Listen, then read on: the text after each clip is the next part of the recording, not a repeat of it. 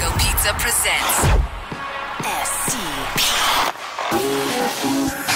The Steve Dangle Podcast with your hosts, Steve Dangle and Adam Wilde. Just before the podcast started recording, Tom Wilson's suspension reduced from 20 to 14 games. Now, he's already served 16 games of the suspension, but he's going to get about $375,000 or $378 or whatever Chris Johnston put out there on Twitter. I forget the exact number. It really doesn't matter. I will tell you right now. Oh, tell us, Jesse. It is $378,000. $378.40. How does that work? How do I say that? $378,000. $378,000. And 48 cents. No, it's not $378,000 and 40. No, sorry, $378,048. Ah, that was a lot more difficult than it should have been. Zero. And no sense. They didn't round to the second multiple. I hope they round to the point? second multiple, and I'll tell you what, I hope the Caps sue for damages. No, I do. Maximum chaos. Fuck it.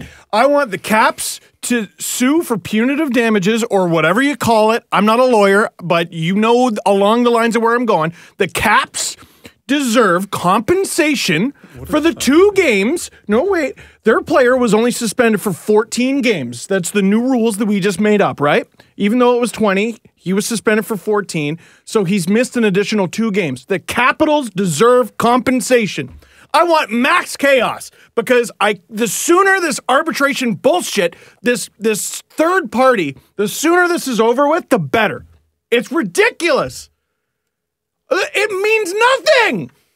Nothing means anything, which means it's anarchy. What if 1 didn't mean 1, 2 didn't mean 2, orange meant red, and red meant green? It's all nonsense. Ah! Steve. Dude, didn't they reduce the suspension for the guy who hit a fucking ref? I think they did, yeah. Yeah, they did! Nothing means anything! By the way, that ref has not played it. He's never reffed a game again. Never reffed a game again. He's still out on injury. Yep. So, yes, Jesse, what? When you're in a union, you get certain rights. You do. And one of those rights that they've collectively bargained is an appeal by an independent arbitrator. So what's the first appeal for? Because the NHL, Gary Bettman has the right to overrule what they've also arbitrated. So they go to that one, and then they go to someone independent of both parties, and that person makes an impartial decision. He cuts him down. Can I give you my take on this? I want a lockout. I want the NHL to dig in over this, and I want a lockout. I don't care. I don't care anymore. I believe in the process. I think the process works, honestly. I think that what the NHL has set up works, because the other option is to do what the NFL does, and their suspensions are out and out ridiculous, and they go into actual court, and unless you're Tom Brady, you're basically screwed.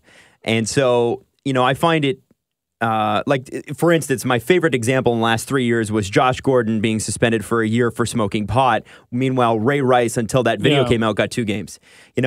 So I like the NHL's. There should be a process. Yeah, for sure. I like the appeals. I like it all. I'm fine with it. It's like people who don't like unions. Oh, the unions. Oh, no, always I like screw unions. you. Yeah, Well, wait till you get screwed by a corporation. Which They're both bad, which is why they combat each other. Right. They're both necessary in a way. It's like one pays the bills, the other makes sure they pay the bills. Yeah. That's the yin and the yang. Exactly. Yin and yang, sorry. So I think, I sent out a sort of a lighthearted tweet this morning that maybe I should have reconsidered, because I don't think it was. Yeah, you should have. It was a tweet. We should tell everybody that before the show, that is all we've been talking about. Well, I thought it was being funny. I wasn't Good tweet, Adam. It wasn't funny. Only good tweet is a nonsense tweet. All I said was, remember when you were grounded as a kid for 2 weeks by your parents for being out of line, but then you took it to an outside arbitrator and reduced it by a week and gave you several chocolate bars for your trouble? Of course you don't. That's not real life, except this is the NHL. Now, I meant that as a joke. People are taking it as a literal comparison, which it's not. And that's fine. People are upset on one way or the other. I have to tell you, there's 2 things I feel about this. One, I'm okay with it because that's the process. I disagree wholeheartedly. Yeah. And number 2, I think that people are going to say this, especially with my past history and my past comments on Tom Wilson that this is an attack on Tom, and it's not. I mean, I'm happy for the guy. He got his money back. He gets to play again. Caps fans are jacked. It's good for the fan base in Washington. It is. He's a fan favorite. They could use him right now. One thing that I've in watching this particularly closely that I found is a bit of an issue. Is, we had the narrative storyline, and I can't fault the reporters who wrote the story. I hate that word so much. I can fault the people that pushed this story out to the reporters, which was Tom Wilson spent the summer studying up on what's illegal and what's not, which we got a ton of article support for, and then last game of the preseason, he goes and lays the hit. What I'm seeing is missing from this system, and I think that this goes along with some of the issues we have with the prison system, which is a bigger issue, is having a potential suspension lay over your head doesn't prevent the action from happening. And I think if I were to go back and look at it, the perfect scenario here is Tom doesn't lay that hit, Oscar Sundqvist doesn't walk away with a concussion, and none of this ever happens.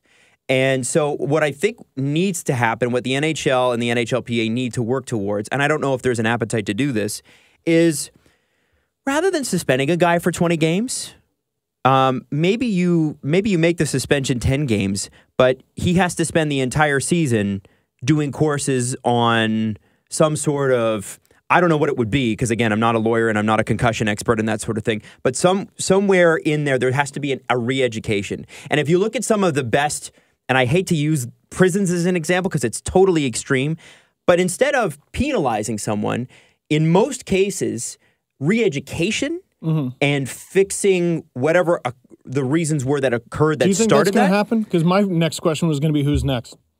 Well, I don't know. I want there to be Oscar Sundqvist. He was it. Now who's next? I just think intense re-education would be far more effective than robbing the guy of the money and robbing the guy of the games. I just do. That's just my opinion. So rob someone else. Rob someone. So now you're hurting a teammate there, Tom. So how about it's 10 games for Tom, and for the next 10 games after that, the Capitals get 17 skaters instead of 18. How about that? Let's get creative. I don't know. Okay, what? We've changed the rules before. We can change them again. So we changed the rules to have this independent arbitrator. Let's change them again. Let's get creative. Let's have some fun. It's going to happen, and with him specifically, it's going to happen again. Let's have some fun with it. Yeah. Let's go ahead. I think that would be my biggest issue with it, is that it gives the player, him, the win. He comes out of this process with less games, so he wins at the end. Jesse's drinking out of his no cup right now, so he disagrees. I am. But Tom Wilson gets the win here. Yeah. He won. He got one over on the system, and I don't think that that's right. And How hard is it to be an arbitrator? Just meet somewhere in the middle. Well, I mean, meet somewhere in the middle. I don't know. If you're upset with the decision, it has nothing to do with Tom Wilson or the NHL. Or the PA. You just have a problem with one guy, and it's Mr. Ryan Braun isn't a cheater, dude. Yeah. That's His name really... is Shine Doss, and he acknowledged that Wilson's track record is unique. I'm just adding to you. Unique, Shyam? Hold on. But fly in a his kite. ruling, reducing the suspension, and this is according to Deadspin, he wrote that the NHL had strayed simply too far from the precedent it had already set. He said, quote, "There always, or almost always, will be a distinction between cases. But that does not negate the need for consistent application of supplementary discipline." And you know what? I don't disagree. I don't disagree either. Yeah. And they were sort of talking about that on Hockey Central, is like, whoa, 20 games was bananas. Wow. But now, the precedent used to be you could have 3 flyers, 2 hand slashing, or you something in the neck. And it was cool. That's what it used to be. Maurice Richard almost kills somebody, and if you get mad enough, guess what? He gets to play. The precedent used to be a lot of things. We're trying to evolve. Stop getting in the way of that. But baby steps, Steve. Yeah, This is kind of Shyam saying, okay, you guys did this. You took the initiative to be like, okay, this isn't tolerated anymore. You gave him 20 games. But I have to scale that back just a little bit because it's a little over the top. But compared next time, to what you've done. But next time they the next time they just keep pushing it a little. Now it became 14, right? Now 14 games. 14 games. Okay. So now 14 is the precedent, which is still higher than the normal. So the next time you can push that a little more, and then you keep pushing it, and eventually your new precedent's a little higher. So next time someone does a thing that's a 3-game suspension, Give him a little more. The NHL's job is to go 4. Sure, or and 5. that player's job is to go and file an appeal. Okay, so Yep. let me throw this in. Any player who doesn't is stupid. It's a thing that's available to them in the collective bargaining agreement. And is they it not? should have that. They should have that. So clog up the system, ruin it, because it's broken anyway. Ruin it, and then I guess next collective bargaining agreement, you got to take a look at it. Well, I think what will have to end up happening is, because this is pretty unique, right? We don't see this all the time. We usually you see 2 and 3 game suspensions. Well, I mean, it's the first norm. I don't think we've seen, other than Rafi Torres, who's been suspended this long. There was another one recently. Shyam Das. The fact that that was Austin Watson, completely different case. Yeah, that was Austin gee. Remember? And then, with what his wife came out and said later and that sort of thing, I'm not even going to wade into that because I don't know what happened that night. You know how wrong you got to be for me to take the NHL side on this? Well, hold on. Let me continue on because I do want to explain his case too because I think it's important.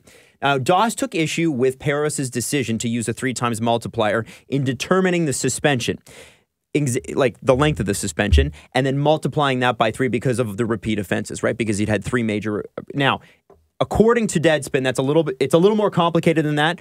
Wilson's last suspension was 3 games, but because it was in the playoffs when suspensions are universally acknowledged to be shorter, Parris said it was the equivalent to 6 regular season games. So you multiply universally that, accepted you in the get sport. 18 games, and then 2 for injury to Sundqvist, you get 20. Now, Doss essentially wrote that a 2-time multiplier would be more consistent with how the Department of Player Safety had handed out suspensions in the past. He cited 10-game suspension to Patrick Coletta, who was an NHL player once, for a 2013 headshot on Jack Johnson. He said Coletta had 3 suspensions and a fine over the span of 94 games and considerably less total ice time than Wilson had. Being compared to Tom. And then he noted Coletta's previous suspension had been 5 games, and it was a 2-time multiplier. They went through a whole bunch of these, and again, you can read the full 43-page summary. But the fact is, 43. Remember in these cases too. Who's having fun? Remember in these cases too. Sports are fun. Isn't this good? The arbitrator's always going to, and I don't know how it is in most employment cases. The arbitrator looks at it specifically from the employee's perspective to protect the employee. And I think 99 times out of 100, that's the right tack. And what of Oscar Sundqvist? And what of him? That's what I was going to think. Here's what I was wondering in the car ride here. So, this is a sports network. So how will we discuss, let's have a frank discussion. How will we discuss the day a player dies? Are we going to use this voice? Are we going to use her? That's taking it a little far. No one? You sure you want to make that bet? I wouldn't. You wouldn't? Nope. Nobody's died ever in 100 years. Bill Masterton. Yes, they have. Yes, okay. they have. Okay, one guy. Okay, one guy. I thought lives were worth something. They are. But well, Steve, that's one guy. Tens of thousands of people have played. Come on, man. That's pushing it. We're going to use our soft voices. We're going to use our soft voices. Everyone's going to go in the quiet room. I'm trying to understand. What is your point, Stephen? It's just the only employee that matters here is Tom Wilson. Well, and that was what I was going to say because somebody did say so. And they said this sarcastically in response to my tweet. So the NHL is protecting the victim here. Yeah. And I retweeted them and said, that's the question. Who is the victim here? Is it Tom Wilson? Because Oscar Sundqvist. Because the big bad corporation is going after him? Or is it Oscar Sundqvist? And the NHLPA, because it's a players' union, has to not take a stance on certain things because it's a players' union and the players are often the offending parties against other players. But what's interesting here is Tom Wilson's defense is far stronger and far heavier than Oscar Sundqvist, and that I have an issue with. And I think that's part of the problem. Like I say, let's go back to the suspension itself. We knew that it was going to be reduced. We all knew that. I tweeted it a month and a half ago. Because none of us have faith in the system. But I think the point here is that the suspension needs to look different. It can't be taking a guy's money away and pulling him off the ice. That can't be enough. It's not enough. It's not enough. Okay, well, you have to re-educate re-educate people. You have to truly sit them in the room and bore them for 8 hours a day. That's what they did. Allegedly. No. That's one day, and that was a hearing. I'm talking about making him sit in a room and go, all right, here's what you're doing. For 3 weeks next summer, you're in a classroom from 8 to 5 Adam. learning about all this stuff. Adam, they can't even suspend them for the amount of fun playtime things that they want to. What makes you think they're going to be able to do anything else substantial? What makes you think, based on the way the process works, it's going to get better? Because Nothing. it's gotten better. Because if you look at it, Steve, How? if you look at how it, listen, as Jesse I'm in a bad pointed mood out, today. The whole Can anyone point tell? of this hearing is that they're trying to make it better. right, and He the went over the reestablishing- top to have a bigger suspension, so then it got to this point. Who's trying? The NHL, George Peros. The NHL, yeah. Like he gave him that bigger suspension because it is getting better. yes. Does that make sense? And then he has, for now the second time this season alone, been cut down. It's not even, it's arguably mid-November. Yeah, and for the second time this season, he's already been undermined twice. But these things, they take time. And it's not going to happen until the next collective bargaining agreement. But during this one, he's still trying to do all he can under the rules. Oh, I'm not shouting about George Peros. Yeah. I think, for all the times we have shouted about him, he's actually done very well. I don't with think this is the time to criticize the initial suspension. Oh, I'm not. No, the initial suspension was fine. But, what the NHL needs to start doing is go, all right, you get 40 games. And just have them go, what? No, but Because- that's what they did here. They gave him 20, which is over the top, and then it got reduced. Yeah, and I think that's what they'll have to start doing. Yeah. Absurd. They'll have to over-suspend to... It's not continue. This Yeah. they did Continue, over yeah. And at the same time, Yeah. players should appeal everything. Of course they should. Players should appeal every fucking thing. Now- every damn thing. I hope Milan Lucic appeals the 10 grand. I hope they appeal everything. I don't know if I don't think you have can. a right. I think I hope- below a think he certain has amount the you can. right to do that, Steve. Why not? Negotiate. Hey, rules. The great thing about adult life is nothing matters. So next collective bargaining agreement, go for it. Ask for it. See what happens. Dig your Sure. feet in a little. I think in beyond it, like I think even the players are like, okay, beyond, like I think it's like 3 games. I don't think you can. It's not. I don't worth think you it. can appeal that. No, I It's don't not think worth you- it. I don't know I'm what the being a rule is. little facetious. Yeah. Oh, a little? But every suspension. Of course you do. Appeal it. I mean, that's like being Everyone. convicted of something. You appeal it. Yeah, But why not? what I find interesting about this is there's a lot of obviously trial law being applied to this situation, and I know that I did that myself, but you can't. You know, Yeah, it is different. kids- Arbitration is much different than a trial. I just think re-education would be a lot smarter. It would go a lot further. Yeah. To- And it from is- preventing this. The whole point is to prevent the concussions. I want big hits. Man, I fucking love big hits. But you don't No, need you to don't. take you don't need to take someone out for Bleeding 3 heart. weeks because of it. And it is a private company that has established Yeah. their own rules, and they abide by them, and they can really set whatever precedents they want. It is not a public court. It's the private NHL organization. Well, non-profit organization. Now, Yeah. let's talk about something that makes us happy. Here.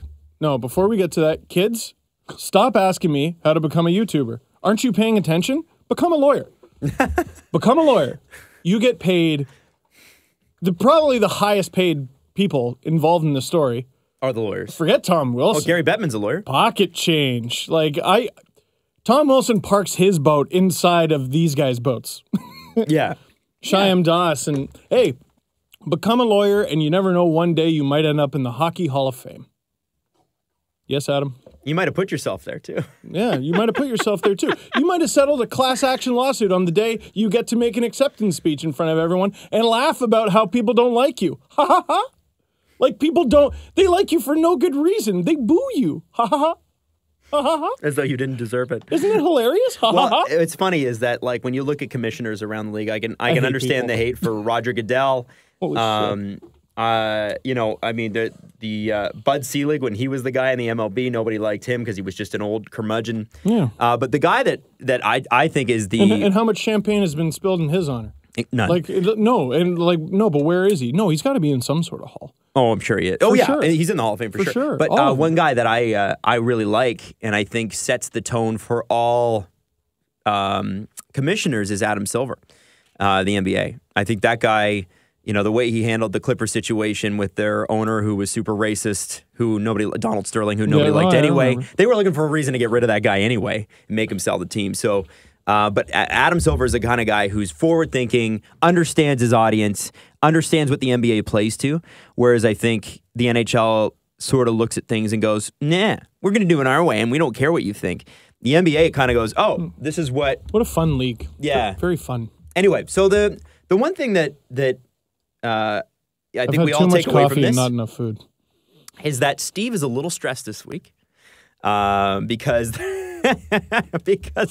So you've got... Explain what's going on with the book situation right now. Well, I'm the busiest I've ever been, and it's a good thing, and it's great, and I'm not complaining. 0% You're allowed to complain, of though. this. No, this is not complaining. I'm grateful to be in this position.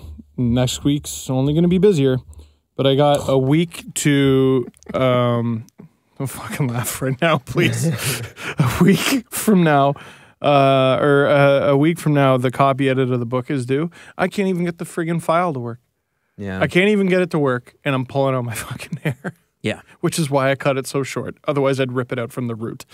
And it's California road trip week. Can't wait. Can't wait. So I'll be fresh as a daisy for all of it. Got to get up nice and early for those videos. Go downtown for some other shit. It's going to be great. Can't fucking wait. Hey, you know what? You could be digging ditches, man. I know. I could be Jeff Merrick in his younger days. You know, digging graves. Digging graves. Could be asking for a job at the zoo back. I like that job. It was less stressful. I'm joking, but I have a tremendous amount of patience with people. Believe it or not, I have a huge amount of patience with people. Things that don't work, I want to burn in a fire. Like, objects that don't do what they're meant to do are useless to me, and I want to throw them all out the window. And when a computer, especially, doesn't do something, I want to throw it into an active volcano. And I know it's not healthy. I know that. I know. And people go, you know what drives me nuts when they talk about coping, which I know I need, is, hey, things that are beyond your control, don't let them stress you out. They're beyond your control. That's why I'm stressed! You woo-peddling asshole! That's why I'm stressed! The shit doesn't work!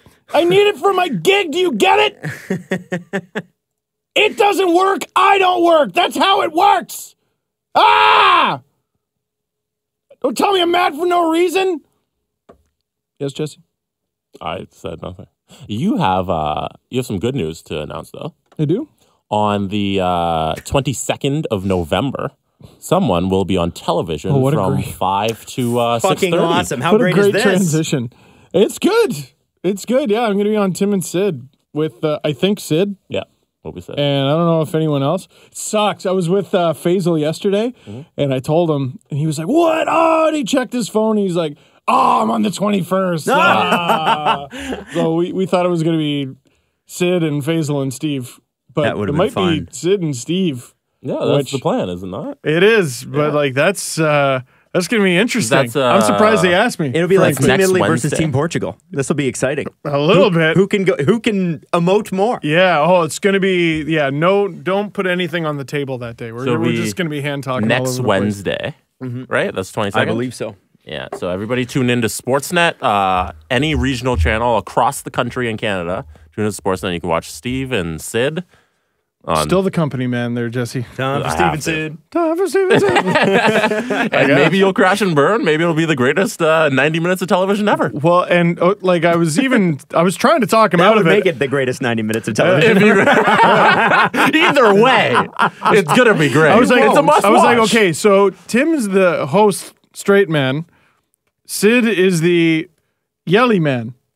But they alternate sometimes. They can do both. They can do both, Yeah. but typically Sid is yelly man. Yeah, because he likes to do it more. I don't know if you picked up on this vibe, but I am also yelly man. Yeah. But I am one sport yelly man. I don't think I have a passionate enough opinion on any other sport. I just can't to wait be till other sport yelly next man. Wednesday when like Le'Veon Bell does something crazy and Steve has to sit there for 15 minutes and talk about that. I'm going to have to call you in between breaks and go, okay, here's why we need to be pissed off about Le'Veon Bell. Okay? They stuck with him through his entire season suspension, and he's not going to get on the field. Yeah. I shave my head and put on these glasses, and I go, Sid, what do you think? The deadline's also today at 4 p.m. We should talk about that. Yeah, I think... Can we do that now? So that's for Le'Veon? Yeah, can we talk about that now? that's their William Nylander situation. No, Yeah. different. Because he's employed. He's got a contract for So $16 million. So does Willie. Right, but he's got a deadline. Today at 4 p.m. Right. If he doesn't So show it's up, sort of like December 1st, right? sure. Yeah. It's the difference with him is that he wants a long-term deal, and rightfully so. And there was actually a player on the Seahawks, and for Thomas, what was his last name? Player on the Seahawks wants an extension. Seahawks won't give it to him. He's one of the last great players from their Super Bowl runs. And he like broke his ankle, and it was just terrible because, he took the field and he was pissed off with the Seahawks about the fact that they won't give him an extension. Earl Thomas. He fractured his leg, yeah. Yeah, and it's shitty because it means he loses millions of dollars next year when a team goes, I know you're Earl Thomas, but you're Earl Thomas with a broken leg. And so Le'Veon wants a big old extension. Don't blame him one bit. The Steelers are a small market team. They traditionally don't pay for anybody except for one quarterback and one wide receiver. They have Roethlisberger and they have Antonio Brown. And Antonio Brown will retire as probably top 5 wide receiver all time. Like, he's that good. Yeah. The thing with Le'Veon is, yes, he deserves the extension. No, you're not going to get it from the Steelers. But the thing is, when he was suspended... Does it concern you? I don't even know that for Tim and Sid. No, you'll be fine. They'll give you context. Yeah, you'll be perfectly fine. I'm just you'll be scaring great. you. But the Steelers stuck with Le'Veon when he was suspended for an entire year because he was a great player. And so what bothers me is that, as a Steeler fan, and completely biased here, is that this guy is waiting this out and not wanting to play because he's afraid to get injured and that will affect his extension. Mm-hmm. What bothers me is that he's live tweeting it? Yeah, well, who cares if he live tweets? Yeah. I actually think that makes it interesting. Live tweet away. It makes it interesting, but I bet a lot of Steelers fans, maybe not you, would be, you did the chair thing. Chair. A lot of Steelers fans would be angry about that. But the other side of it, though, is that the NFL doesn't have a players' union that is really effective. They had their strike broken in the 80s, and their union laws suck, and you can cancel a guy's contract. You could like Steve, you could pay me $20 million a year and then next year say, you know what? You're not good anymore. I'm taking all that money back. So that's crap too. That J.J. Watt contract, it was like record breaking. It was like $100 million or something like that. Yeah. Did he get that? Well, he'll get a percentage of that. So a lot of J.J. Watt's contract is guaranteed. Yeah. So you can have guaranteed money within your contract. Within so the they contract. can't just take it away from you. So you can sign a guaranteed contract. Hey, we're going to pay you $100 million, or it can be non-guaranteed and they can cancel it. Yeah. So it splits you a little bit because you feel like, well, the labor laws are for sure not in the players' favor in the NFL. So from that perspective, I completely get it. I just, I think that it would have been nice if they could have just figured it out. And I think both sides are being hard-headed and stupid about it. It drives me nuts because the Steelers have a legitimate shot this year. And Le'Veon's a phenomenal running back, but Kyle Connor's been an amazing running back too. So I'm. Is his name Kyle Connor? Kyle Connor, like the Jets player. Oh, Winnipeg. James Conner. James Conner. Kyle Connor's the Jets player, and I got lit up on the first week of the NFL you season did that for that. before. Yeah. So anyway, long story short, that's the situation. Yeah. And you can see it from the player's perspective. You can see it from the team's perspective. Small market team can't give money, and also running backs tend to, around Le'Veon's age, fall off. Yeah. Running backs don't usually excel after 30. Totally. Yeah, and I guess it's like bringing up William Nylander. It's like the team wants him at 6, he wants 8. How much is that $2 million going to make William's life better? Probably not. But when you look at it from the Leafs perspective, does it really affect your cap all that much? Not really. No.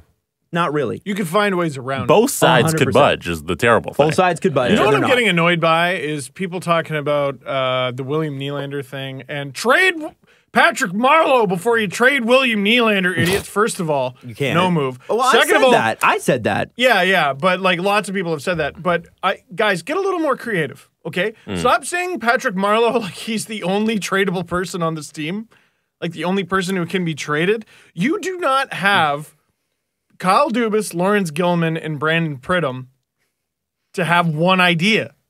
You have them to pull off some crazy shit you've never heard of. This 1-year max deal that they're rumored to be thinking about with Nylander, I love it. That's hilarious. $14 million. Hilarious. God, I hope they do it. God, I hope they do it.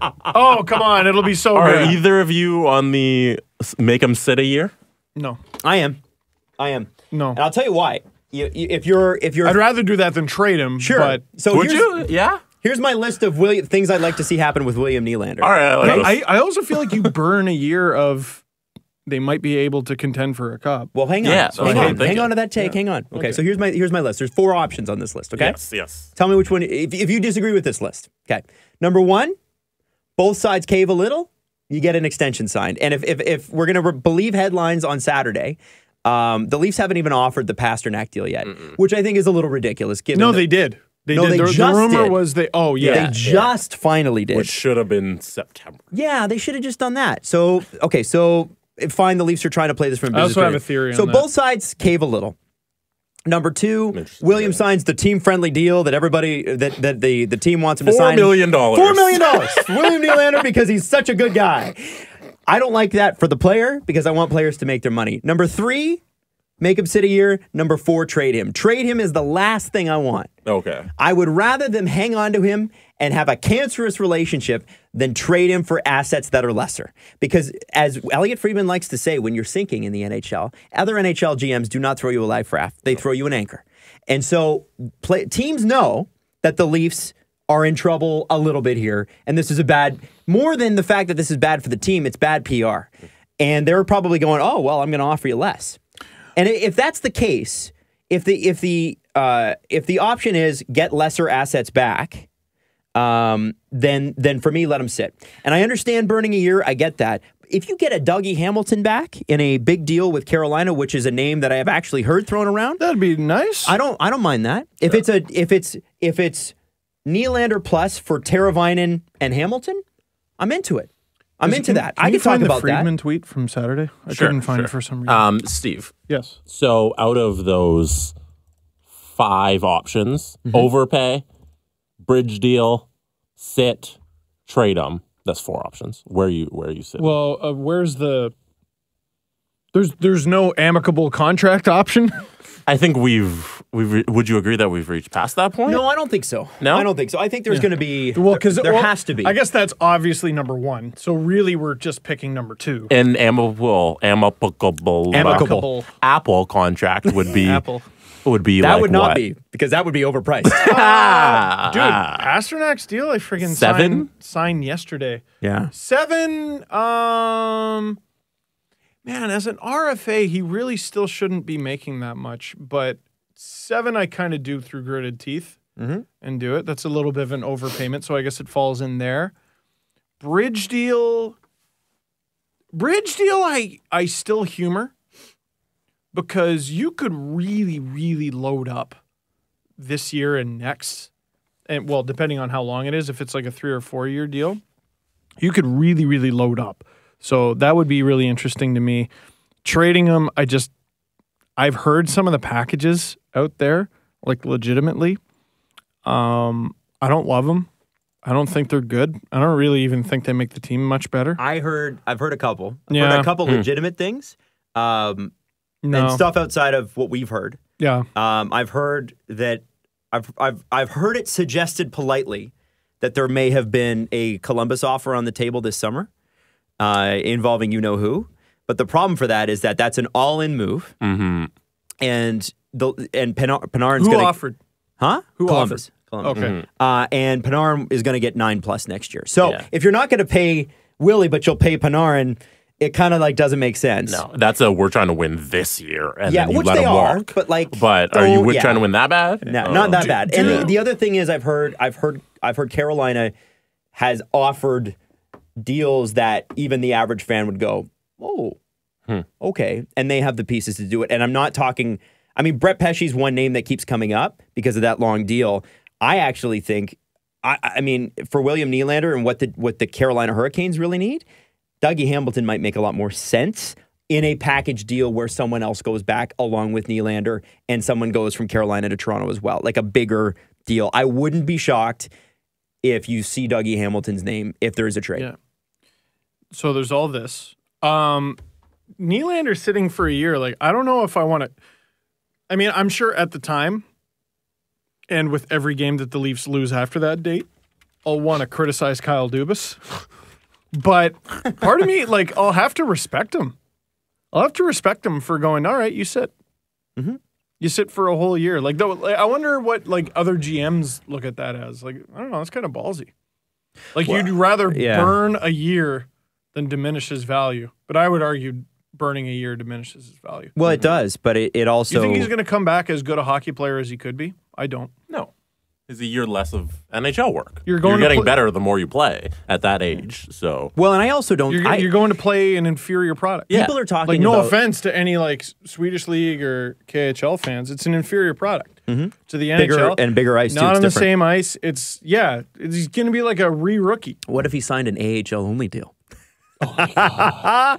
No, here's the... and then he misses out on the money, right? I think that... I don't think it's going to come to that. Here's the thing. The Leafs aren't going to make a move here.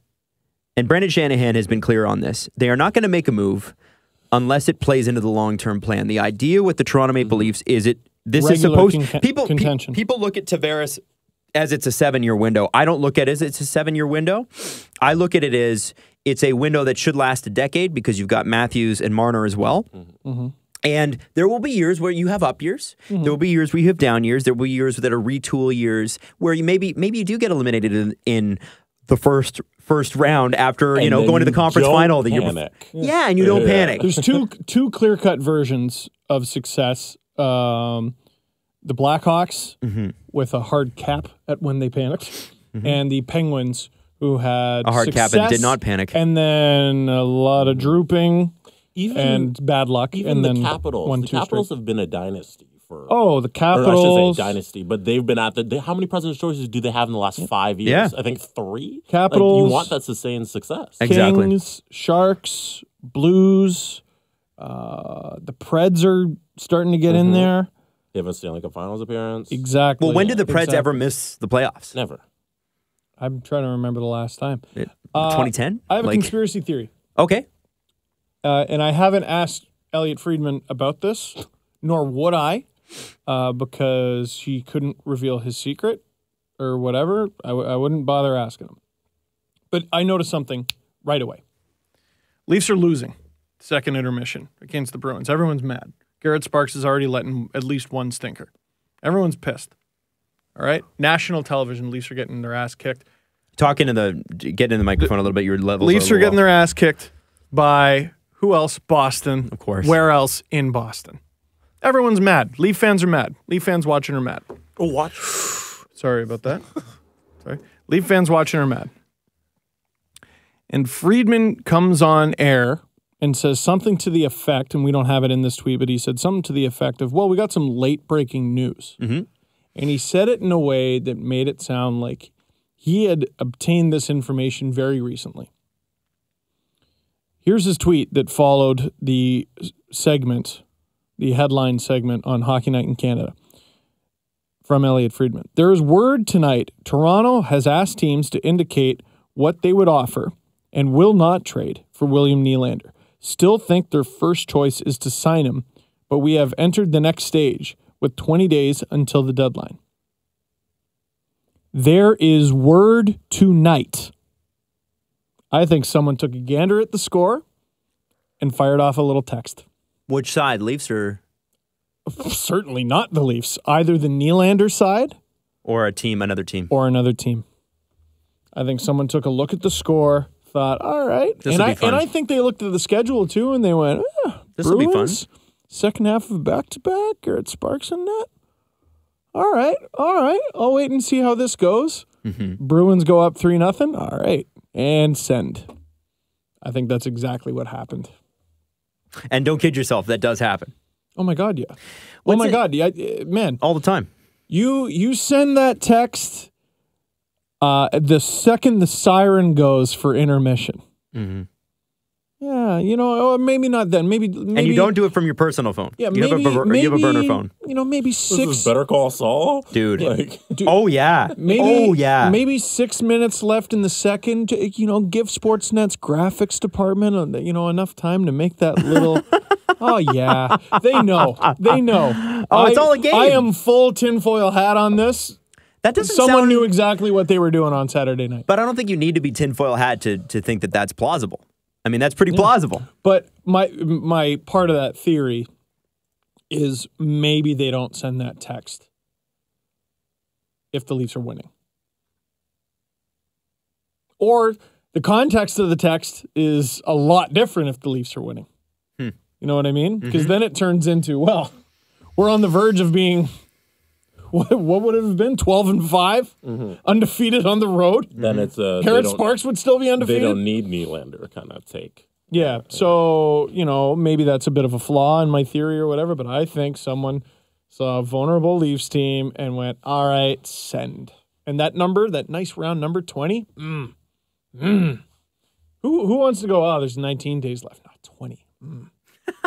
It's nice. I think someone was being a bit bit of a dick. I would, for sure. And that's fine. I think that there are, I think there's a lot of things at play here. The knives are going to come out for Dubas because he started his general manager career signing the biggest free agent deal in the modern era. Yeah, the knives were out since he was named assistant general manager. And I think people are ready for him to fail. Even Damian Cox had an article on Sportsnet a week and a half, 2 weeks ago, saying the fact that it's gone this far means it's a huge failure for Dubas. It didn't get any traction because it's not. This is called a contract negotiation. Sometimes they're tough. But, I think you're going to have a lot of people, however this ends up, saying, okay, I'm going to put my line in the sand and say this is a failure for this person or this is a success for this person or whatever. I think for both William Nylander and the Toronto Maple Leafs, there may be some acrimony there in terms of negotiation, but if they don't get this deal done, it's a loss for both of them. And, the Leafs have to understand here that William Nylander is a player that is producing at a very special rate given his age. His trajectory is very special. Trajectory is huge. They need to understand that. If they're just now offering the Pasternak deal, in my opinion, that's unacceptable. That doesn't show good faith bargaining, in my opinion. If there's a tier of superstar, Matthews, Eichel, whatever, he'd be second tier. But he's at the tippy top of that second tier, I think. Yeah. And then on the other side, for Nylander, for a guy that, and again, this isn't concrete, and all the reporters who are worth their weight in actual great reporting have said this. There's no concrete on either side here. But if you're William Nylander's camp, and one of the things that's been specified is they're worried about signing a team-friendly deal and then getting traded. The only way is foolish. If you are basically guaranteeing in the tack that you're taking, in this $8 million that is supposed to be asked for. If you are asking for that, you're guaranteeing you're getting traded. Yeah. So you're either hoping you don't get traded or you're guaranteeing it. Yeah, this is the Nylander loop. We're caught in the Nylander loop right now. But we had to address it because I know we had to address it, and we did. And we're in danger of having the same conversation we've had a dozen times. Yep. I am so sick of this. I like JD Bunkus' little rant. Just sign with this goddamn team. Yeah, he's right. That would be great to see it. That's great. No, I love it. That's how every fan feels, I think. Listen, just take it. You know what I'm holding right now? It looks like a lot of hundies. Well, it's a lot of hundies in my card. I am holding the gift I will give William Nylander once he signs his contract in Toronto. So he can put his $6.7 million in there? Maybe I would go 6.95. Whoa, I just go 6.9. I drive a hard bargain. That's nice. I would give him a Ridge wallet. Wow, look how tiny it is. It's tiny. Show the camera that little thing. And it should last the duration of his deal, maybe even longer. Here, let me knock on it. What do you mean should? Will. Whoa, it's like a lifetime guarantee on these Make things. sure you didn't hit the... Mine is actually... Make sure you didn't hit anything with the audio. Cue button. There we go. Yeah. The thing is, my wallet in particular is made of carbon fiber. It's made of a hockey stick? Made of a hockey stick. Made of the same stuff. That's why I got it. Now, Jesse's, what's yours? Yours is the aluminum or the... Titanium? Titanium. Steve got the aluminum. I got the T1. And what I love about it is it stops you from carrying extra crap. This is actually started... Did you know that this company is only 5 years old? Started as a Kickstarter, father and son, in 2013. And it's taken off, and now 250,000 people have bought it. You know what's cool? Most Kickstarter campaigns, they fail at the delivering of the product. They do this great thing. You're like, oh, this viral company is going to invent a robot that delivers my microwave macaroni to me in bed. Why haven't you created that yet?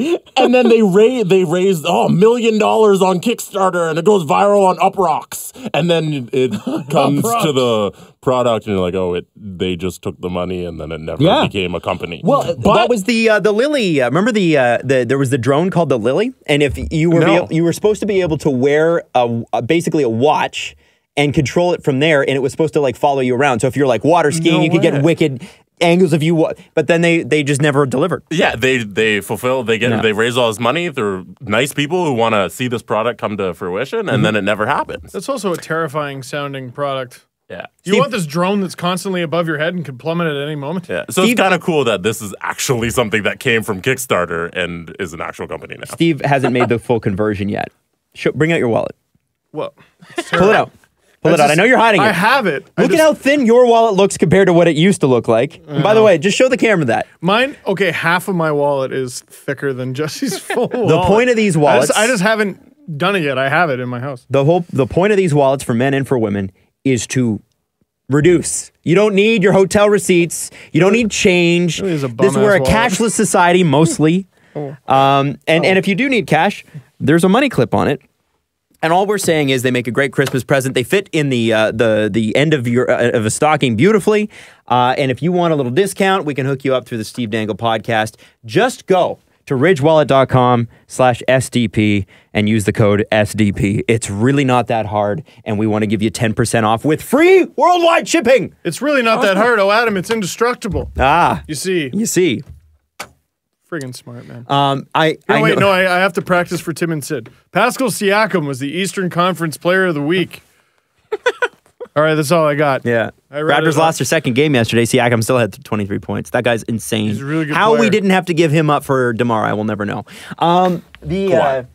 What's that? Not DeMar. Sorry. With DeMar. Yes. For Kawhi. Kawhi, thank you. Now, one thing that I found interesting. He yelled about another sport. Here's a little tidbit before we move off the Nylander stuff for good.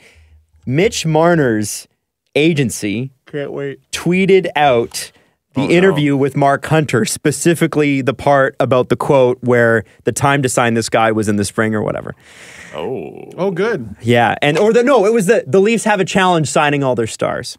And they tweeted that link out. Acton and Foolman brought up a great point. Last spring, the Leafs could not sign with Matthews or Marner. They couldn't negotiate. It would be illegal. Good job. Good job. What is his agent saying? That he would like to sign with the Knights? That's where Mark Hunter works. That's funny. That's where you going back to the OHL there, Mitch? November not going that good? You feel like you look young? You want to go back? Is he still old enough to play? No. Is he young enough to play? No, 20, right? He's 20? He's too old, last year he could have been in the Last World year, Juniors if he wanted. Wow. I think. Surprising that never came up. Were you signing with the Knights? Shut your mouth. Yeah, that's such a dumb point. Yeah, it is. Not Mitch, his agents. Mitch is a wonderful boy who should be loved and cherished. But again, liars! Aren't they wonderful? Star of the show! Oh, who loves them? I do. Actually, it's funny. The NHL agents, hang on one sec, are far more interesting than NHL players. Like Alan Walsh and all that. The NHL agents are like the Le'Veon Bells of the NHL. It's amazing. Alan Walsh. Alan Walsh is crazy to follow. I want him to represent all the Leafs people. I want him to represent me. Oh, damn. yeah. Those guys get some money. Steve Dangle uploaded an LFR today. Loved it. Next November 13th is Mitch Marner playing for the Leafs. Yes. Yes. You don't think he said no? Yeah, man, he'll get no. They'll sort that. All right. Like the thing is Mitch Marner going to ask for way too much money, and like William Nylander, is his dad rumored to be over involved and potentially a pain in the ass? Yes on all on all counts. Does Kyle Dubas have his work cut out for him? Yes. Here's the great thing. What would you rather have? Pain in the ass superstar players or no superstar players, which we had 3 years ago? I'll take pain in the ass superstar Hockey players for dads? 500, please. Hockey dads, in general, but maybe 3 specifically. Do not get in the way of your own day with the cup. Yeah. All right? All right. Good talk. What means more? Couple extra $1 million or a day with the Stanley Cup? I think it's That one. The one that is rare. The one that is impossible to obtain. Unless you play hockey. Do you think maybe that the day with the cup could earn you those couple extra $1 million you put on the table a couple of years earlier? Holy dog shit, Jesse. That's a hell of a theory. Do not get in the way of your own day with the cup. Do not get in the way of that thing you dreamed about when you got up at 6 or 5 or 4 to drive your kid to some rinky-dink piece of shit and tied their skates. Do not get in the way of glory forever etched in metal. Or, get a infinity. Or something like, dude, dude, or get a extra. I don't know what's a good car. What's I don't think an Infinity is something you buy. Dude, if I ever get rich, like Infinity is gonna be like the best I can Steve think has of. such- Or get an Infinity. He has such simple desires. It's really it's quaint. Every time I talk to Steve about money, it's funny. I'm like, I want this and this and this, and I'm going after this. And Steve's like, I want to be able to put a new door Get on a my house. Bugatti. Get a Bugatti. There you go. That That's you not drive even- Infinity, that you Bugatti drive for equal. 8 months and then get sick of it because you can only go a certain speed limit and you're sick of getting pulled over. And you feel a little ridiculous because you're a man in his 50s driving a Bugatti. Do not get in the way of your day with the cup. This isn't one of your best rants. I gotta say. No, this is a good one. He's right. He's absolutely Oh, right. no. The context is great. I'm not a big fan of the details. Oh, I just screwed it up because of the car. Yeah. You were on a great... Here, overdub, put Porsche. There you go. Yeah, because you and I can afford an Infinity. You want to have a car that nobody can afford. I was going for a car that is better than most cars, but is not Still a very good car. in the upper tier. I had a car. I had an went Infinity. for a second liner of a car. A Bugatti is that's elite. Yeah. I had a 10-year-old Infinity. It was phenomenal. Great Go car. out there and get your Toyota Corolla. Yeah. Get in the Hyundai. What do you think? Your Tercel's just going to end up in your driveway? You got to go work for it. I love it.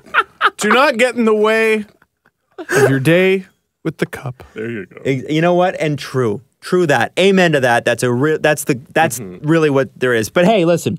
Best of luck to both sides on the thing. Let's hope it all works out for the Toronto Maple Leafs because that's what we want. Here's one. If the Leafs win a cup, God forbid. so we were talking about a Leaf player could make $5,000 at an autograph signing, right? Mm-hmm. If the Leafs win a cup, could the dad of William Nylander, Mitch Marner, or Austin Matthews hold an autograph signing? They'd have a lineup out the fucking door, right? Oh, yeah. Yeah. I've met Austin Matthews' dad. I want his autograph. He's an inspirational guy. Yeah. Do you realize the parents are famous? Or would be, especially. Yeah. Mm-hmm. Don't get in your If don't you get wanted in to your write way. a book I don't that think- was how I raised a Stanley Cup champion, it would sell. Well, isn't that Mr. Subban? There you go. He has written a book and talked about that. And I think, well, not about Stanley Cup, but talked about, raising 3 boys that are professional hockey players. And I think, when you look at... Josh Levo could have a book, and the cover is a pen etching his name into the Stanley Cup. And you know what you call the book? Healthy Scratch. Get it? Because he's scratching his name into the cup. And it would sell shitload.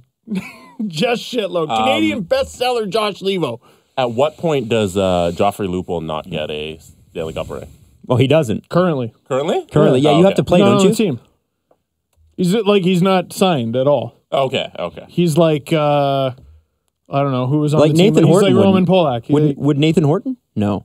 Wow. Good question. That's a good question. I don't know what the If rules he are. got a ring, yeah. it would be because the Leafs gave it to him. But if you're Nathan Horton, do you want it? You got your- what are you the got a ring with specifications? Boston. The thing is that okay, so let's say Austin Matthews only forgive me for this. I don't want to put this out there, but let's say Austin Matthews has an injury, i.e. Sidney Crosby a few years ago, and the Leafs somehow win the cup anyway, okay? And he's only played 20 games. Austin Matthews still gets his name on the cup. Yeah, but he played 20 games. Yeah, but that's because they chose to. He doesn't automatically get his name on the cup. You get your extra slots. I think it's 8 or something. I think it's less than that, maybe 6. Something like that. And then but you get your full roster of guys who've played, I forget the minimum of 41 games or 1 playoff game. Either or. No, it's X amount of playoff games or 1 Stanley Cup final game. Or 1 Stanley Cup final or 41 regular season games and you just miss the playoffs. Yeah. It's like, that's how Simone Gagne got on the cup with the Kings. Is Or you can be added by the team on their slots where they have extra names. Which you would. Which Austin Matthews would be because he's a part of the league. Like, I think Mark Savard got on the 2011 cup. Which he should have. Which he should have, but I don't think he played a single game. No. And the Bruins just did it because they're cool. Yeah. So That better be the last time you call the Bruins cool. No, It was the first, and it felt dirty. Yeah. do you throw Nathan Horton's name on there? As opposed to like a trainer or something? I need to look at the list of people being left off. I don't think Nathan Horton would want his name on there. I think he's a pretty honorable guy. Not that it would be dishonorable, but I think Nathan Horton would be like, whoa, pump the brakes. He'd be like, I don't want that. Yeah. I'm not a Leaf. I never have been a Leaf. They just happen to sign my checks. Right? Okay. So I don't anyway. even know if that's how it works. Yeah. Well, that's sort of how it works, isn't it? Yeah. So, okay. One of the things we said this weekend, we were recording at your house, Steve, which, by the way, was a lot of fun. I guess people really got upset about the fact that I had bare feet. Didn't realize that was one guy. Why did you have bare feet? Because I don't like wearing socks if I don't have to. I hate. So you just went barefoot in your shoes? No. I had runners on, and I had like those sockette things on. Adam, it's winter. I know, but I don't like socks. But my feet stink when they're in a shoe. They don't sweat otherwise, but they stink when they're in a shoe. So if I'm wearing a shoe, I'm not going to ruin my shoe with my foot. But when anyway, I was in bare feet, and people had opinions on that. This is the second time your feet have bothered people. Remember that picture I posted in the summer? What was that? And you just had like your feetsies all curled up for some weird reason? Yeah, and that became like a thing. I don't know, man. Whatever. Put your feet away. But what we talked about was, we said, hey, tonight's game, one of the major stories got to be Garrett Sparks. When you look at the performance, because you had both sides, you have the Garrett Sparks defenders, who I sort of get because the guy was great last year. He's adjusting to a new role in the NHL. It's tough to make a go of it in the NHL, and he's played 3 games. Versus the people who are like, he's crap, we should have hung on to McElhinney and Pickard, I hate the world, Nylander should sign or trade him or blast him into the sun. People in the middle who watched the performance and went, he was poor that night, and that's it. That's all I took from that So you game. don't deduce any long-term sort of thing out of this? Garrett Sparks played like Garrett Sparks. He was a fish, you know. But that's his role, or that's the way he plays, right? He's a big, athletic, at times chaotic fish. And again, my friend, who you certainly haven't listened to anything I've said in a long time because I sent you that stupid text. But Garrett, stop talking. He was talking about in the media about how it's hard to get going playing so few games. Garrett, first and foremost, I agree and sympathize. Second of all, shut up! Don't say it. Now, I said this in the LFR, and sometimes I make points in the LFR that have to be more concise than I can make them on this show. Mike Babcock is hurting this team's chance at long-term success. He's hurting it. He's hurting Garrett Sparks' chance at short-term success and long-term success. He's hurting Freddie Anderson's chance at long-term success. And therefore, he's hurting this team's chance of long-term success. That's a big statement. It is a big statement, and it's also a true one. If you are not confident in Garrett Sparks, you talk to your GM and you tell him to make a move. And if you won't make one, then you got to make good with what you got, which is Garrett Sparks. Freddie Anderson cannot play 75 games this season. He can't play 70. I don't think he can play 65, Mike. Be reasonable and play him more. Everyone was talking about, that was only Sparks' 3rd game. If Freddie wasn't hurt that one game, it would have only been his 2nd. He would have played 2 games in over a month. And only played the one, which was ironically his best game of the season. He only played the one Because Mike was forced to. It was him or the ECHL guy. Even McAdam, yeah. Freddie Anderson is going to fizzle if you play him 60 plus. And right now, Freddie Anderson is one of the best goalies in the league. I saw Glenn Healy talking about the Leafs should have played Freddie Anderson on both halves of the back-to-back. Yeah, easy for you to say, Glenn. You were always the backup. You were Garrett. It's hard. It's hard to do in today's NHL. I don't think it's realistic. Play Garrett more. Play him more. This is going to be a hot take theory. Do you foresee, and we sort of alluded to it a couple shows ago, and I'm asking both of you, do you foresee a split with where the organization is going and where Mike Babcock is going?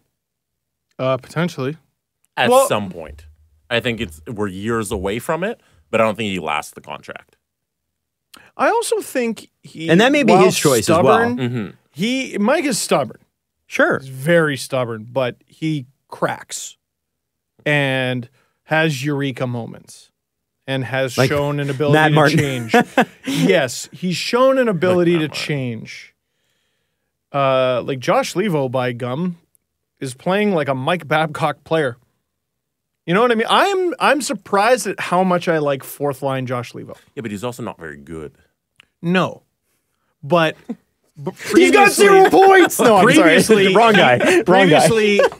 Previously, he wasn't good, and he wasn't a good fourth liner. Yeah. Now I think he's at least a fourth liner, right? Sure. Like he was a fourth liner with second line potential. Everyone said, or whatever, 20 goal potential. No, now I see him as, hey, this guy in his fourth line role, all right. So like, you know, there's different cases of evolution on the team. I have some faith in Mike Babcock's ability to evolve. Well, we've seen it. He's got to be a little quicker on the uptake. Yeah. Mike, you have 2 goalies. It's November. You got a nice cushion. Take advantage of that. Like maybe he'd be more comfortable if he didn't have Matthews and Nylander missing. Okay, fine. Let's say there's a scenario in the near future where you get them both back. Hopefully December 1st. Buddy, use your other goalie. Butterino. Use your second goalie. Use them. What are you waiting for the Leafs to call someone else up? Kasky Swo has only played 4 games, not looked good. Even McAdam looked good in the 1 game he played, but he's in the ECHL now. And neither of the other guys that you did have looked good. has been brutal. Yeah. Oh, yeah? Brutal. But neither of the other guys, as we mentioned last episode, McElhaney and Pickard, they haven't looked good either. And so he'd have been on them too. Justin Bourne the other day was tweeting about like how good Carolina has played, but the fact that they can't get any goaltending. And I'm just like, what year is this? What year is this from? Yeah, is Paul Maurice still the coach there? Yeah, every year of the Arthur's last 7 years. Every year that didn't involve Peter Laviolette. Like, yeah, it's. I have a question. Sure. In 2022, the Olympics will be in Beijing, the Winter Olympics, and assuming NHL players will be there, who's the coach of that team? Is it Mike Babcock? I mean, I think it's a little early to tell. Well, yeah. I mean, if you were picking the team today, is he the coach? If the Leafs do what the Leafs should do, then yes, he should be the coach. They need to have playoff success. Yeah. Oh, yeah? The Leafs need to win a cup. They do. If they win a cup, I think it's guaranteed. If they can't win a round, I don't think it's going to be him. The second guy you would say is probably Quenneville. And that's interesting because he doesn't even have a team right now. And then I'm trying to think of all the other assistants. Wouldn't be Hitchcock. Who else was there? It's not going to be like Bill Peters. No. Maybe Joel Quenneville, but he's always an assistant. Claude Julien. Already said that. Sorry, Claude Julien. Lindy Ruff is, I think, another one of the assistants. You know, I think it'll probably be Babs. Yeah, you don't think he falls off that pedestal as... Well, it depends on how the Leafs do, really. I think it'll be his last one. Yeah. His last one, regardless of success. And there's going to be some young coaches. I mean, like, look at the guy in Chicago.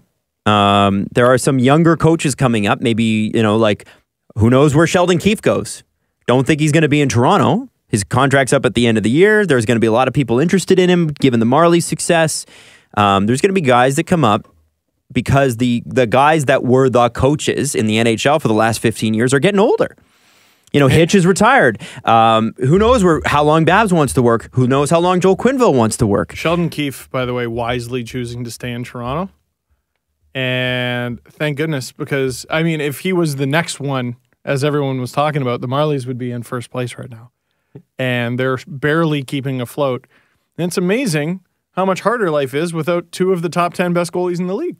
Shocking, isn't it? It's amazing. Yeah, It's amazing. Life's tough and without that's a goalie. That's not a slight against Sheldon Keefe. It's just as you said, reality. Don't over-ripen.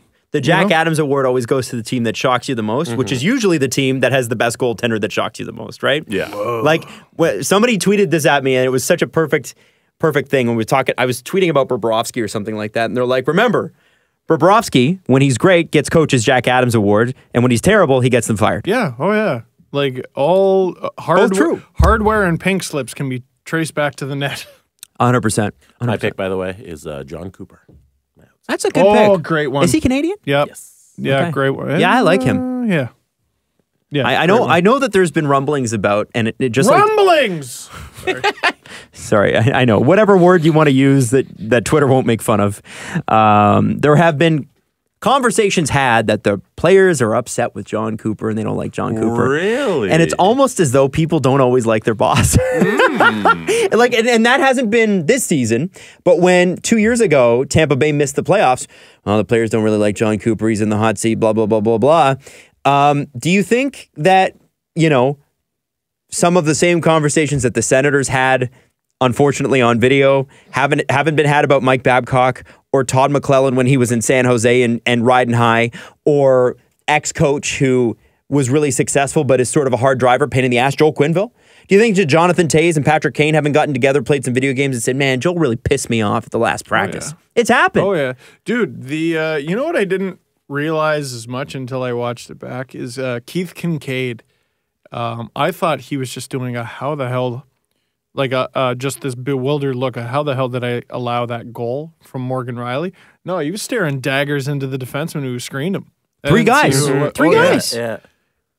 Daggers. And they just kind of split, and the puck went right through, and he's like, what the fuck, guys? And I heard Doug McLean talking about how Jersey needs to somehow get Corey Schneider back on course for them to be successful. Yeah, and I agree with that. Well, I don't, because Keith Kinkaid was the reason they made the playoffs last year. Keith Kinkaid and Taylor Hall. Follow the money. Follow the money or trade the money, but Corey Schneider has been brutal. Hard to trade the money. And they made the playoffs with Keith Kinkaid. I would argue that, yes, Corey Schneider gets paid more, but Keith Kinkaid is New Jersey's best goalie right now. Yes, but based on performance. With contracts like that, it's sort of like Dustin Brown, right? The best option is to salvage. If you can't salvage, you reevaluate. So he just got back. So they still have plenty of time to salvage. If they can't, that's when you got to make a move. Mm-hmm. That's a guy I'd be interested in if the Leafs had any way to get him. That's not a bad... Oh, retain half. But that's a guy where What's I go... his contract like? Does it expire? Is it $5 million a year? Mr. Corey Schneider? I think it's more. It's 6 something. That's a lot. Yeah, but that gets you... Half of that gets you Cam Ward. Corey Schneider's deal is $6 million till 2022. Oh! He's got a no-trade clause, and he's 32. That is a contract you have to salvage.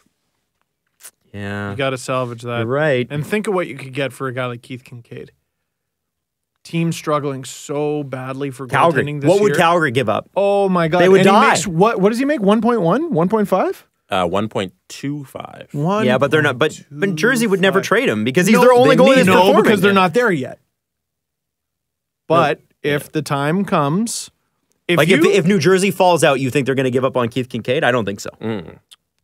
Well, no, but what do you do with Schneider? You try to find a taker for Schneider. That's what you do. Okay, if you can. It's going to be hard. You can. It's going to be awful difficult. Dude, Calgary took a flyer on Mike Smith, who'd been performing terribly in Arizona for like 3 years. Come on. If you're like... it's gone great. Pay for my Gatorade for a year and I'll give you Corey Schneider. Kind of like Billy Bean did. Pay for our vending machine. There's another one. Like, do you go with Dave Rich, who has clearly been the better goalie? Or Yes. do you salvage that garbage deal? Go with Dave Rich. Okay. That's what I think you can Have also fun. get in trouble. Listen, I agree. You can get in trouble by riding the hot hand, Yes. like for somebody who hasn't proven to be a Yes. starter for a long time. Yeah. Yeah. So In I Calgary's would- case, though, you've had a year with this one goalie, and it didn't work. Yeah. But then And then you but traded your need- best defenseman. So he's who's bad. Yeah. So you need the other guy who's good. Rittich hasn't been good for long enough. Kinkaid, I think, has a big enough body of work where you go, you know what, this guy's pretty good. Yeah, I agree, 100%. I just, if I'm Jersey, I don't give up on that. I try to find a You ticket just for don't want to Schneider. be like There's a crossroads coming. you don't want to Mike Condon the situation, and you make Mike Condon the man, and then all of a sudden he's not the guy. You All know? of a sudden, Jesse, can you look up the Sens goalie stats, by the way? Ooh. All of a sudden, is there a pickle in Ottawa? Well, Dude, how many there- years? there's Craig like- Anderson's got a year left. Anderson? No, this is it. I bet you Calgary signs him. Pretty sure this is it. They like old Oh, goalies. Calgary's going to try again with another goalie? You know what? I would have taken It's a the flyer NHL. on Craig Anderson before I would have on Mike Smith, but that's just me. NHL and that's not a hate on doesn't Craig stand for Anderson smart guy has league. Craig Anderson has this year and next year at Oh, he did. 4.75. It's not a bad number, but he he's just hasn't been. 37. Yeah, he's so old and he just hasn't been good enough. Yeah, right now he's sitting at a 905 save percentage, 7 Not as wins, bad as I 5 thought. losses. And yeah, Mike Pretty good record, all he's played things considered. 16 games. Mike McKenna has gotten in for 3 or 1 start actually. And what's how's that looking? 857. I'm surprised it's that good. After the performances he's had. Man, Sens fans, geez. I thought he'd be better. I know he's old, but You thought McKenna would be better? yeah, holy it's like Sparks, right? Man, I watched him in the AHL. I could have swore. He's 35. I could have swore he was Dominic Cash. I can understand why a 35-year-old dominates the AHL. He's been around the block. Yeah, You're around a bunch positioning of- and stuff in the AHL really makes a huge right? difference. Yeah, It's not an NHL shot he's facing. yeah. Yeah. It makes sense for a 35-year-old to have good That numbers. makes and buddy, I said it before with Sparks. He stopped a lot of pucks by the seat of his pants. Yeah. And I'm like, boy, you're just gonna be a fraction of a second off in the NHL. Can't get away with those. Yeah. What do you know? 3 games. Well, 3 games. And also, and I think you made a really good point about that. Now, one thing I wanted to bring up, if you don't follow Charting Hockey on Twitter, you should, because not only is it interesting statistical knowledge that I don't fully understand, because I never fully understand a full statistic, because these ones they're just far too complicated. But what Sean Tierney does is he puts it into a graph form. So you can go, oh, that's a positive thing. But like a readable one. Yeah, one that you're like, positive, negative. I understand this somewhat. I like the charts that are good, bad, dull, fun. Right. Thank you. Put it in those terms, and Sean seems to get that better than I think most advanced stats guys. Because I think most advanced stats guys see it in their terms, and I understand that. But you got to put it in dummy terms for guys like me. Well, yeah, and I'm sure it's an elementary version of what you have, but that's what most people are able to consume. That's sort of serious. But anyway, what he posted the other day, and I loved this. He's like, I now present to you the NHL's most average team. Oh, I know who And you're it was going just a line, like there's the baseline of everything. You can go under it, you can go above it. Positive is good, negative is bad. with. And it just rode the line. And it rode the line the whole way, and that is the Buffalo Sabres. Buffalo Sabres. And one team... What a good first line can do for you, eh? Amazing. Now, one team that's been interesting is the surprising success of the New York Islanders.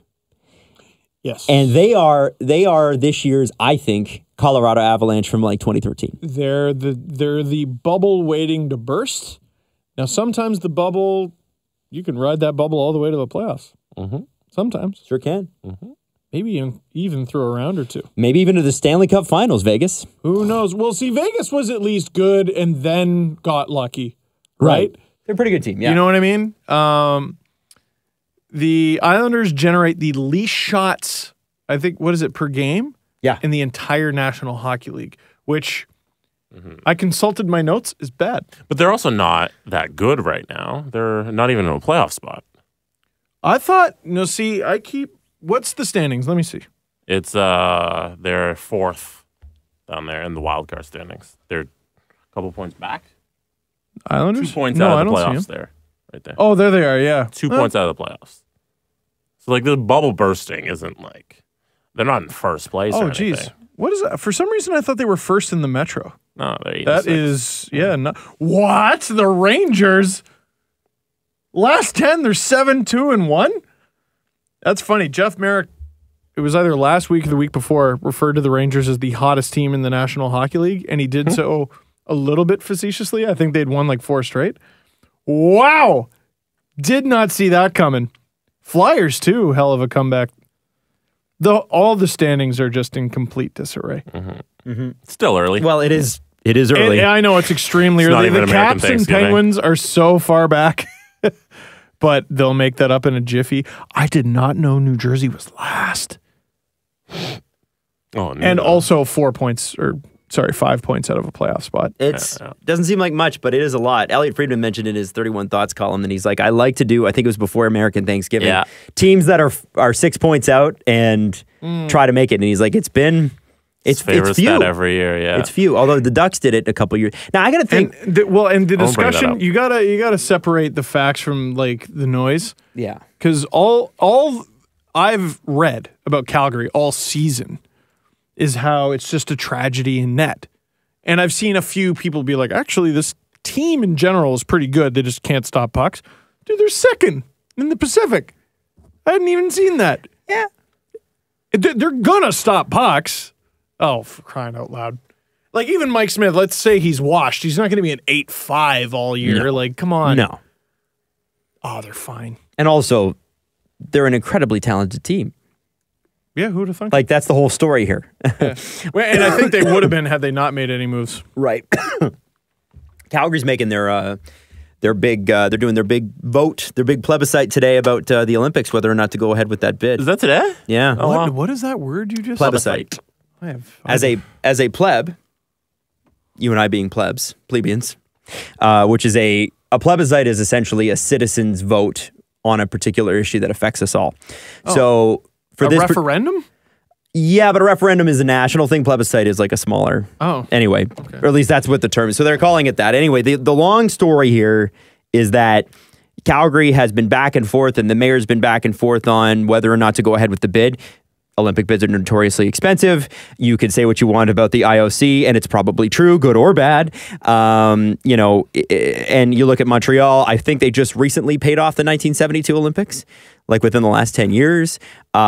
Sochi and some of the other, you can say Sochi's a little bit different, but the Olympics are very expensive. They tend to cost cities much more than they're worth, et cetera, et cetera, et cetera. And you go ahead with this and you spend $100 million just to bid, and then you might not get it.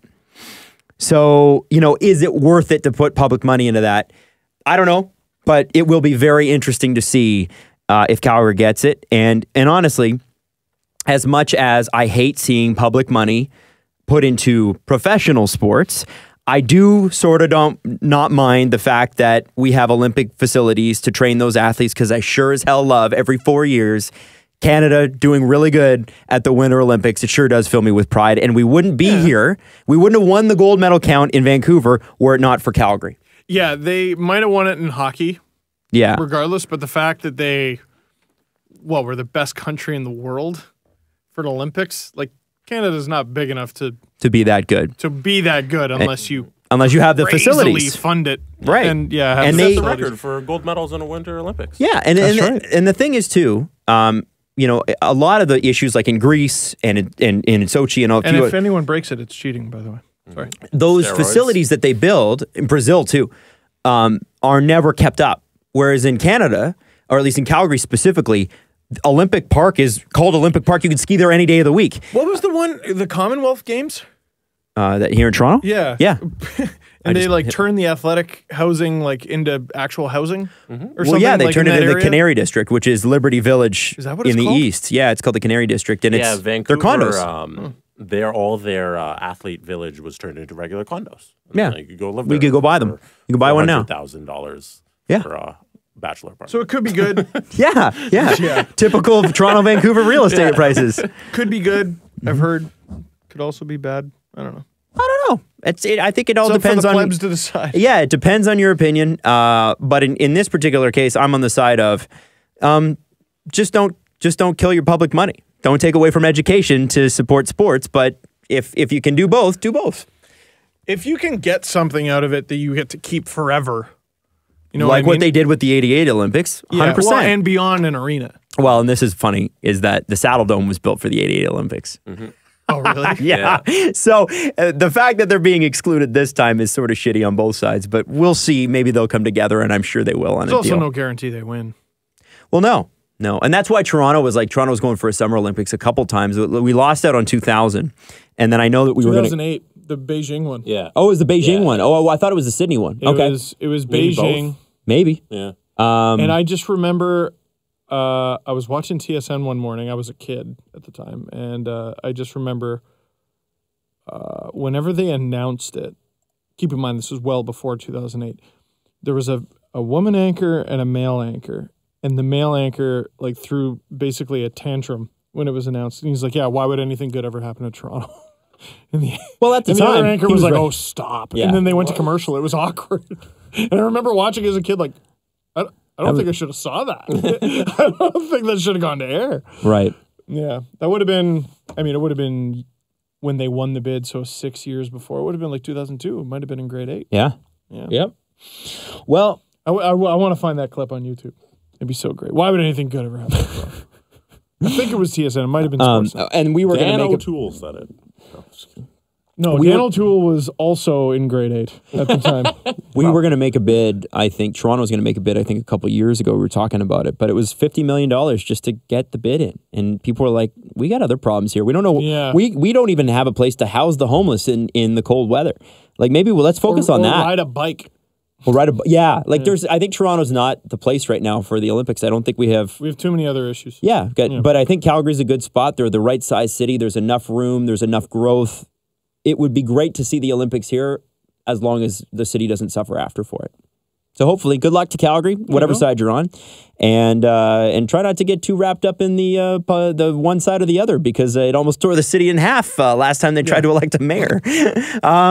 All right, so with that, I think we need to talk about just quickly Budweiser Selly season. You already know that you can earn yourself a Budweiser Red Light, or if you don't want to wait, you don't want to do the video, which I don't know why you wouldn't do the video. Yeah. But if you just want to get one for someone for Christmas or whatever, check out Budweiser.ca and use the code Dangle for 5%, which is super sweet.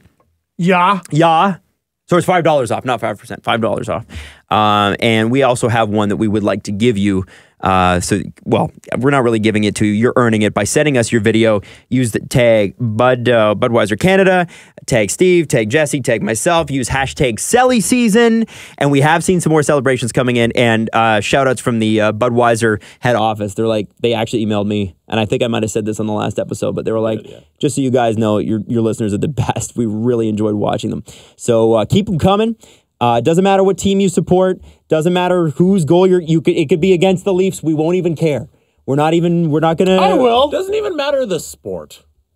No, Pascal Siakam. Well, the sport does matter. It has to be hockey. Yes, it does. If you were a Golden State Warriors fan, and Golden State throws up 136 points, You're not even cheering for that. Golden State Warriors fans are like, whatever. Who cares? Can you selly every basket they make? No. Why not? The only reason Golden State Warriors fans should celebrate is if they win another championship, because they should be putting up 136 points and they should be winning every game. Police, what's your emergency? Yeah, my neighbor's horn went off 75 times But tonight. if you want to selly that, are you telling people they can't sell? Well, the whole point is that the Budweiser thing is a tie-in with hockey.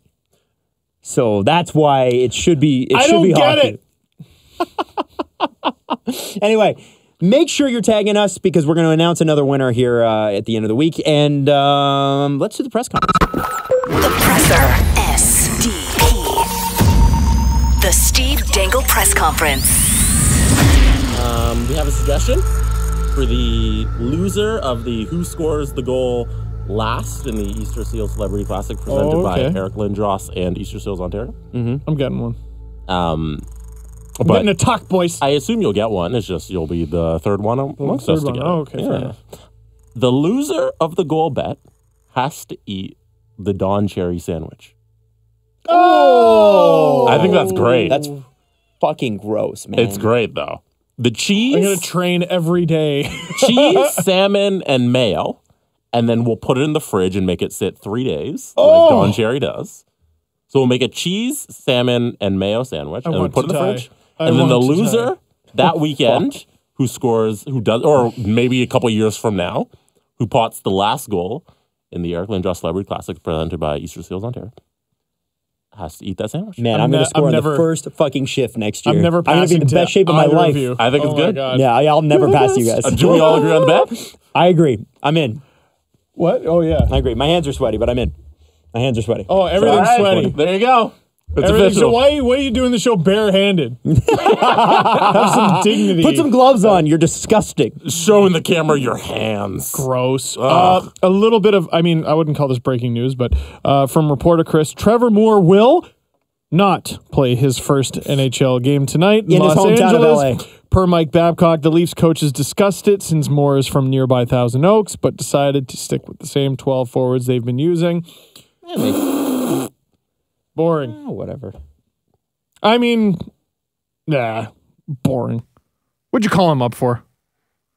Call him up to play him. Play that kid. It would be nice if they did play him, but But who do you take out? I don't know. How many face-offs has Gauthier taken a game? Put Levo at center and put Moore there, and you got Ennis too. Come on, Mike. Come on. He can't play the after power play shift. Yeah. That's literally the. Have some fun. It's like I do like that shift so much because it's like, oh, the power play was so exciting, but we didn't score. So here's some really boring hockey players. All right, let's keep going, buddy. Here's Metapod, centered by Metapod and Kakuna. Did you see the Detective Pikachu movie trailer? Remember a couple years ago we talked about it? I haven't seen it yet. I haven't watched the trailer either. Ryan Reynolds is Pikachu, and therefore, whoa! It's like they generated a popular movie among millennials in like a generator. Like they got the millennial movie manatees. Yeah, the triple M's. They gave him was a bunch of balls, and they picked them out, and just here you go. Ryan Reynolds is Pikachu. I checked This summer. I checked it out, and I was playing it, and Caprice was home, and she's like, "Is that Deadpool 3?" And I was like, "No, it's Detective Pikachu." And she's like, "What?" And I'm like, "I know." And you know what? To me, it looks terrible. But Deadpool 3 is going to have a lot of like at some point he's going to slice a Pikachu doll. Oh, in and half. he's gonna wink to the camera. Yeah. I don't know. I'd laugh at that. I don't know. Who even likes this stuff? Looks right into the camera. It's going to be in Deadpool 3. You're absolutely right. He's reading a magazine with Blake Lively on the cover, and he's like, you know? Yeah, I have to tell you, I don't like. I don't like it. I don't like the premise.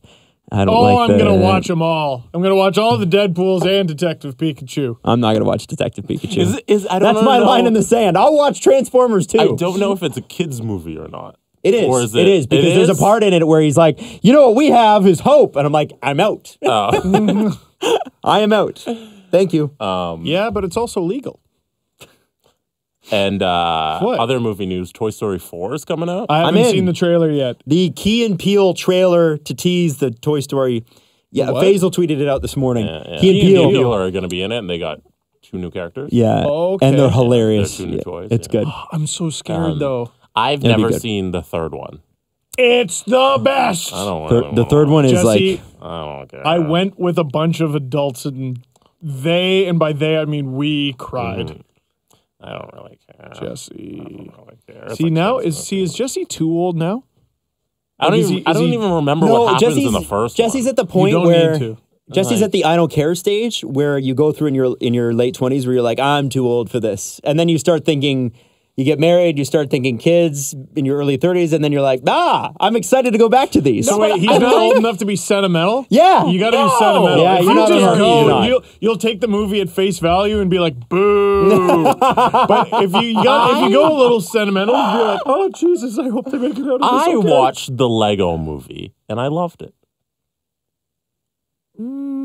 Similar vein. Similar, not quite the same. Maybe if I watched the first 3 again, and then the third one for the first time, maybe I'd get into the fourth one. But right now, probably won't be. Fourth one's like new generation. The Lego movie's different though because something about the Pixar animation when a character gets their feelings hurt, you feel it. Also, You see it. that movie on feelings, where all the little feelings. Inside Out. Inside Out, that's a great movie. That I is a like great that. movie. So like, don't hate on my love of Pixar. Inside Out is phenomenal. Jesse, I'm just saying. I'm not I didn't mocking get your a love of Pixar. I'm mocking your lack of soul. I just didn't get a pickle when Toy Story 4 trailer came out. You know, A pickle, Jesse. you used that earlier for the. I got an Senators. eggplant. You said they got a pickle right now.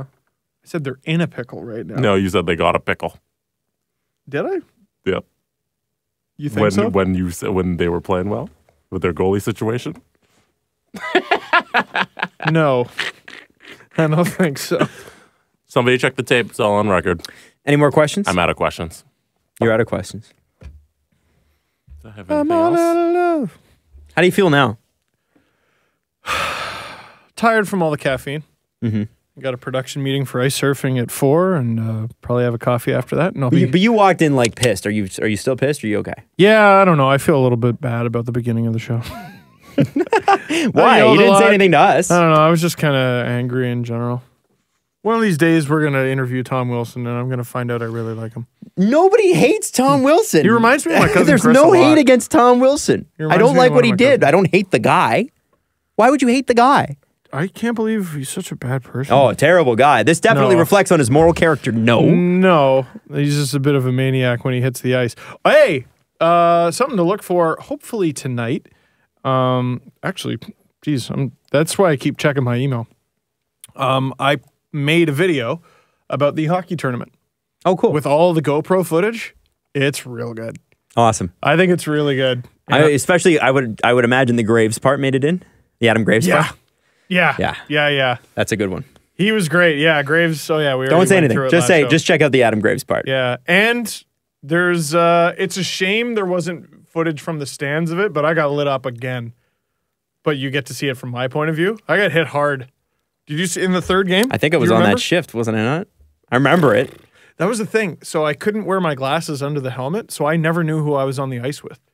The only person I ever knew I was on the ice with was Jesse because he was like 6 inches taller than everyone else. Other than that, like I really appreciated everyone who wore like blue pants or something like that because I'm like, all right, it's one of you, you or you. Everyone else with their black equipment, I'm like, I have no idea who you are. Yeah, it was fun. So look for that video. It should be up on Sportsnet's YouTube channel, hopefully by tonight. Great. Awesome. Well, fun show today, guys. And we'll be back, but we're recording at Steve's house on Friday because Steve is in crunch time with the book again. We'll see. Your experience with this book has definitely given me pause to ever write my own. Oh no, I don't it's think great. I don't think It's I want great. to. No, it's good. Seems like a lot of work. It's no, you would have a lot more luck with it because your schedule, like in your field, is so much more set and regular, whereas mine, like I'm mad that the Leafs haven't signed Nylander yet. If they sign him this week, I'm gonna be pissed. I'm going to be you waited this long, you bastards. Now it's the busiest week ever, and I got this stupid thing to do. I don't have time for an extra video. Consider the YouTubers. No! Who will think of the YouTubers? No, it's fine. It's fine. It's all going to be fine. Is it? Don't believe that. Do you, Jesse? Pre-order it. Hey, I saw that on Amazon you can pre-order it for Kindle now, which I don't think you were able to before. And it's like $10. That's cool. It's like $9.99. So check that out. Makes a great Christmas present. Just Google this. Even though not It physically does not. available. It makes a terrible Christmas Makes a great present. spring birthday present. There you And I go. have a spring birthday, and so Someone does sent Jesse. me an Instagram message. They're like, "Should I pre-order your book for Christmas?" Nope. And I was like, "No. Ask for something else. Let a little bit of time pass, then ask for my book." Bingo. Duh. Then you get two things. That's great going into the Christmas selling season, discouraging people from buying your book. Man, I open my mail, and every day or two, I have a new book.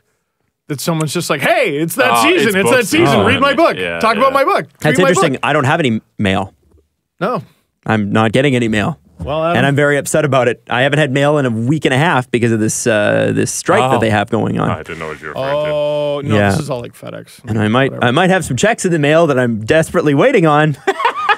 That I would really. Is that why? Oh. I haven't been paid by anything or anyone, and I am not happy about it. But it's all going to come at once. And Merry Christmas. Yeah. Merry Hey, Advent. at least, as people would say, at least you're getting paid eventually. Yay! Which is right. And also, fuck off with that opinion. It's also not cute. Don't no, say not it. cute. Don't say it. Thank you. Hey, so we'll see you Adam, Friday. don't get mad at things you can't control. My favorite one is don't ask why. Always ask why. Literally always. Hey, we love you guys. We'll see you Friday. People be in a better mood, we think. Maybe. Follow the guys on Twitter at Steve_Dangle, at Adam WYLDE, and at Jesse Blake. The Steve Dangle Podcast. Brought to you by Panago Pizza. Order at panago.com and stuff your face with deliciousness.